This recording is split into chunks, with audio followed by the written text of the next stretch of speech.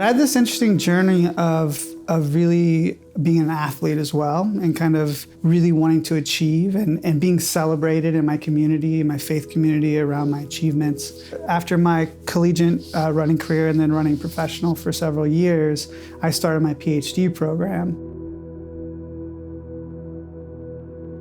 When I finished running, I was plagued by injury and time was running out really in my ability to, I think, reach my full potential. So there was some pain in my story as an athlete that I felt like there could have been, that I could have done more, I could have accomplished more.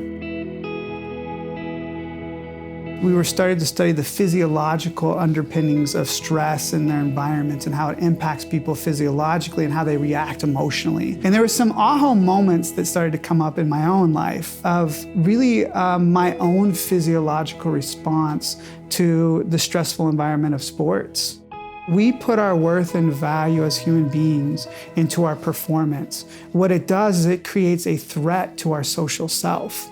So performance and competition, if it's a threat to my social self, it triggers the physiological mechanisms of fear. That fear can really rob us of reaching our full potential. There was even this performance-based faith that began to emerge, that God only loved me when I performed. I knew rationally what the scripture said and the gospel said about God's love for me, that it's not something to be earned. But it was hard for me to live that. Experiencing pain at a deep level allowed me to connect to God in a new way and think about how can I help other people really thrive and be able to thrive even through adversity. When we know we're deeply loved and accepted, that performance definitely is an expression of your hard work, and it's expression of the time you've put in to master your craft. But it's not a definition of who you are. The definition of who we are was predetermined,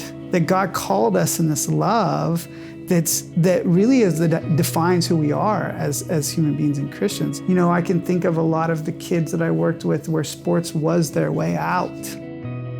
It was their identity, their worth and value in sports was their way to get out of their circumstances. Sports can be a really powerful tool to shape people and their sense of identity and create all kind of positive things, but it also can destroy when that's taken away. And I can think of a kid who got injured, a career-ending injury, and to see the devastation in him and his family because his sense of identity was so wrapped in that. Try to understand, what does this mean when people put their worth and value in performance, and how does that impact us physiologically, emotionally? How can we live more healthy in ways that allow us to reach our potential and to thrive? And so the Thrive Center has been a really amazing way for me to do that meaningful work.